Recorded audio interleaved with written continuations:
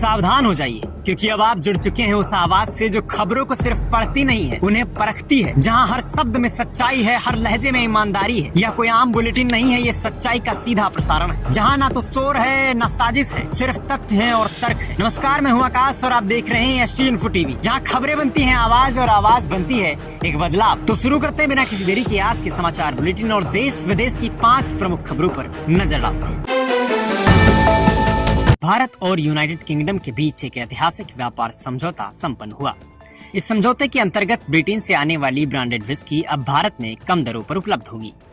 इस विषय पर देश की राजनीति में प्रतिक्रियाएं भी सामने आने लगी। कन्नौज में आयोजित एक कार्यक्रम में समाजवादी पार्टी के नेता श्री अखिलेश यादव ने इस विषय पर केंद्र सरकार की आलोचना करते हुए कहा कि भाजपाई खुद तो ब्रांडेड विस्की पीते हैं और अब जनता को भी वही पिलाना चाहते हैं। उन्होंने यह भी कहा कि सरकार में यदि कोई चीज सस्ती हुई है तो वह केवल विस्की है। अखिलेश यादव ने सरकार पर यह आरोप भी लगाया कि उसने देश का बाजार विदेशी कंपनियों के हवाले कर दिया, जबकि रोजगार और महंगाई जैसे मुद्दों पर कोई ठोस कार्य नहीं किया गया। इसके अतिरिक्त श्री अखिलेश यादव ने आरक्षण नीति को लेकर भी केंद्र सरकार पर कटाक्ष किया। उन्होंने कहा कि सरकार PDA यानी पिछड़े, दलित और अल्पसंख्यक वर्गों के खिलाफ कार्य करती है। उन्होंने यह भी आरोप लगाया कि यदि सरकार की आलोचना की जाए तो उपराष्ट्रपति जैसे संवैधानिक पदों पर बैठे व्यक्तियों को भी हटा दिया जाता है। मुख्यमंत्री योगी आदित्यनाथ ने अयोध्या तथा देवी पाटन मंडलों के जनप्रतिनिधियों के साथ उच्च स्तरीय बैठक की। बैठक में लोक निर्माण, नगर विकास तथा पर्यटन विभाग के वरिष्ठ अधिकारी भी उपस्थित रहे। बैठक का उद्देश्य जिलों में चल रहे विकास कार्यों की समीक्षा करना तथा जनप्रतिनिधियों की प्राथमिकताओं के अनुरूप योजनाओं को आगे बढ़ाना था। मुख्यमंत्री ने स्पष्ट निर्देश दिए हैं कि विकास कार्यों को विधायकों की प्राथमिकता के आधार पर ही क्रियान्वित किया जाए। उन्होंने यह भी कहा कि शासन की योजनाएं जनता तक प्रभावी ढंग से पहुंचे, इसके लिए जनप्रतिनिधियों और प्रशासन के बीच सतत संवाद आवश्यक है।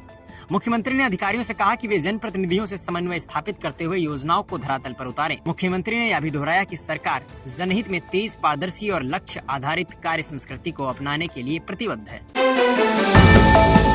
बिहार की राजनीति में इन दिनों लालू प्रसाद यादव का परिवार एक बार फिर चर्चा में है। तेज प्रताप यादव के पार्टी से निष्कासन के बाद अब उनकी ओर तेजस्वी यादव का समर्थन सामने आया है। एक समाचार चैनल को दिए गए साक्षात्कार में तेजस्वी यादव ने अपने बड़े भाई तेज प्रताप यादव की कई खूबियों का उल्लेख किया।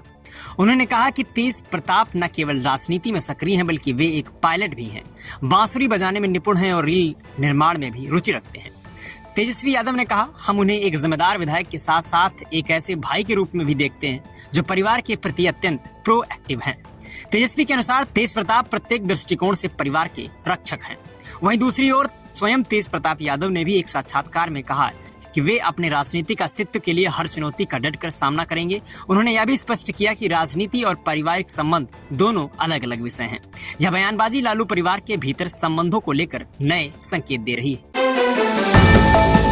उत्तराखंड के हरिद्वार स्थित मनसा देवी मंदिर मार्ग पर हुई भगदड़ की घटना में 8 श्रद्धालुओं की मृत्यु हो गई, जबकि 35 अन्य लोग घायल हो गए। हादसा उस समय हुआ जब मंदिर मार्ग पर दर्शन के लिए भारी संख्या में श्रद्धालु एकत्रित हुए थे और करंट लगने की अफवाह के चलते अचानक अफरा तफरी मच गई।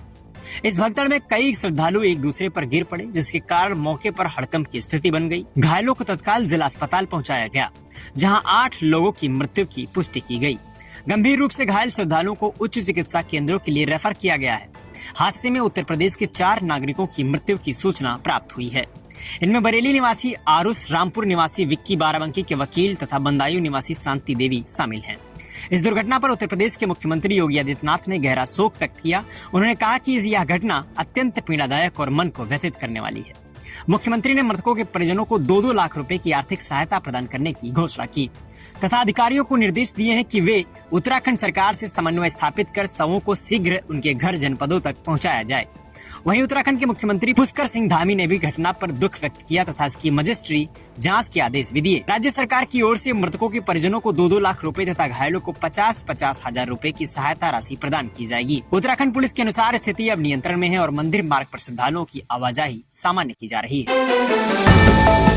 अमेरिका के राष्ट्रपति डोनाल्ड ट्रंप ने थाईलैंड और कंबोडिया के बीच जारी संघर्ष को लेकर दोनों देशों के प्रधानमंत्रियों से दूरभाष पर बातचीत की। उन्होंने युद्ध रोकने की अपील की है तथा इसे सीज फायर के माध्यम से समाप्त करने की आवश्यकता पर बल दिया। ट्रंप ने अपने social media platform truth social पर जानकारी साझा करते हुए बताया कि युद्ध के कारण बड़ी संख्या में जनहानि हो रही है। इसे तत्काल रोका जाना चाहिए।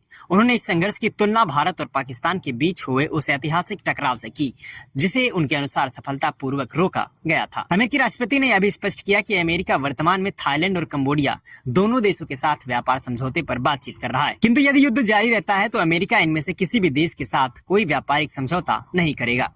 ट्रंप ने कहा, मैं इस जटिल स्थिति को सरल बनाने का प्रयास कर रहा हूं और यह बात मैंने कंबोडिया के प्रधानमंत्री को स्पष्ट रूप से कह दी है। तो ये थे आज के तमाम मुख्य समाचार। हर खबर, हर सच, बिना किसी लॉक लपेट, सीधे आपके सामने। हमारा मकसद सिर्फ एक है, सच को उजागर करना, आपकी आवाज बनना, क्योंकि हम सिर्फ न्यूज नहीं दिखाते, हम जिम्मेदारी निभाते हैं। अगर आप भी चाहते हैं कि सच्चाई हर कोने तक पहुंचे तो इस वीडियो को शेयर करें, सब्सक्राइब करें और ST इन्फो टीवी की इस मुहिम का हिस्सा बने। मैं हूं आकाश, फिर हाजिर होऊंगा कुछ नई खबरों के साथ। तब तक के लिए देश और लोकतंत्र को सलाम और आप सभी को मेरा प्रणाम। मिलते हैं अगली वीडियो में, तब तक के लिए जय हिंद, नमस्कार, वंदे मातरम।